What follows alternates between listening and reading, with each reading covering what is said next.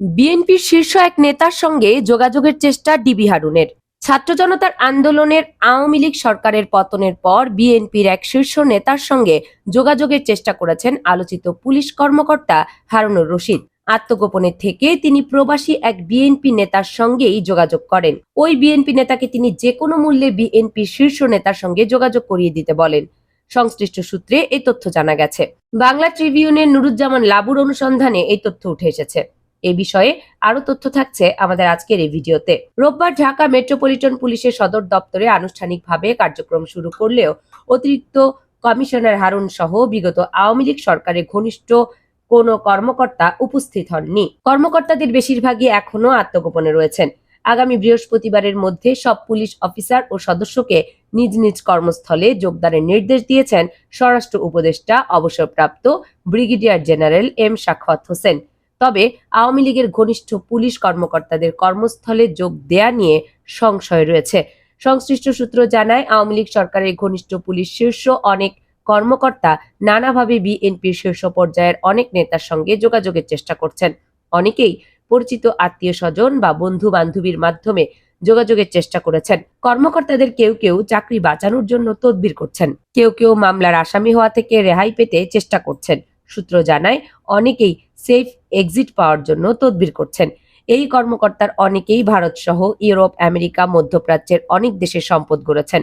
কোনোভাবেই দেশের বাইরে যেতে পারলে আওয়ামী লীগ সরকার পুনরায় ক্ষমতায় না আসা পর্যন্ত দেশে না ফেরার সিদ্ধান্ত নিয়েছেন তারা। সূত্র জানায়, ঢাকা মেট্রোপলিটন পুলিশের কমিশনার হাবিবুর রহমান সহ অন্তত ১ ডজন কর্মকর্তা বিগত আওয়ামী লীগ সরকারের শীর্ষ পর্যায়ে সবচেয়ে বেশি ঘনিষ্ঠ যোগাযোগ রাখতেন। তারাই আওয়ামী লীগ সরকারের পারপাস সার্ভ করতেন। তারাই নানা কৌশলে বিরোধী রাজনৈতিক দলগুলোর আন্দোলন দমন করতেন।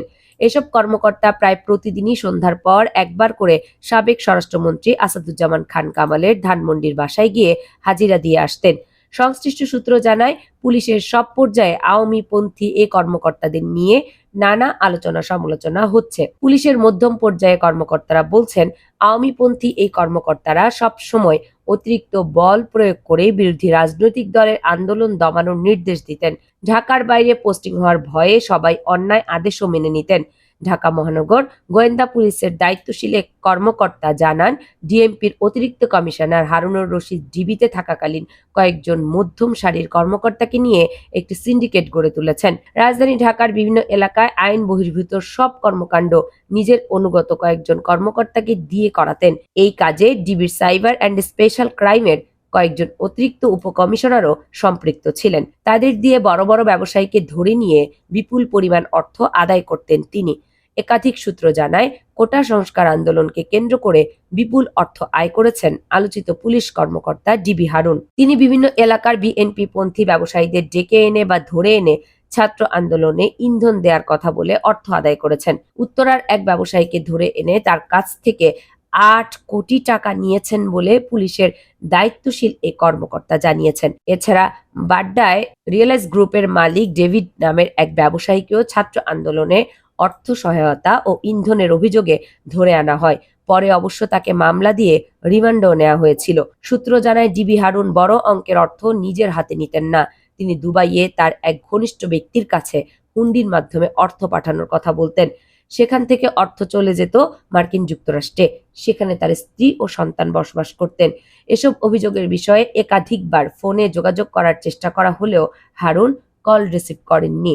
একাধিক সূত্র জানিয়েছে, ১৫ বছর ধরে আওয়ামী লীগ সরকার ক্ষমতায় থাকার সময় ভালো পোস্টিং এর সুবিধা নেয়ার পরেও অনেক কর্মকর্তা বঞ্চিত থাকার অভিনয় শুরু করেছেন। এসব কর্মকর্তারা সদ্য নিয়োগপ্রাপ্ত ডিএমপি কমিশনার ও পুলিশের মহাপরিদর্শকের কাছে ধর্ণা দেওয়ার চেষ্টা করছেন। পুলিশের এক দায়িত্বশীল কর্মকর্তা জানান, আওয়ামী লীগ সরকারের শুরুর দিকে যারা বিএনপি জামাতপন্থী বলে কোণঠাসা ছিলেন, তারা হাইব্রিড হিসেবে দীর্ঘ সময় ক্ষমতায় দূষণ করেছেন। আওয়ামী লীগ আর সেজে ভালো এবং গুরুত্বপূর্ণ পোস্টিং নিয়েছেন। এখন পরিবর্তিত পরিস্থিতিতে তারাই আবার বঞ্চিত থাকার অভিনয় করছেন। ওই কর্মকর্তা জানান, পুলিশের চিহ্নিত এসব কর্মকর্তার সম্পদের অনুসন্ধান করলে সব গোমর ফাঁস হয়ে যাবে। এই কর্মকর্তারা বঞ্চিত থাকলে এত সম্পদ গড়েছেন কিভাবে? পুলিশকে রাজনীতি মুক্ত করার পাশাপাশি দুর্নীতি মুক্ত করতে হবে। তা না হলে আইনের শাসন প্রতিষ্ঠিত হবে না। কামরুন নাহার, রাখি। KNR media.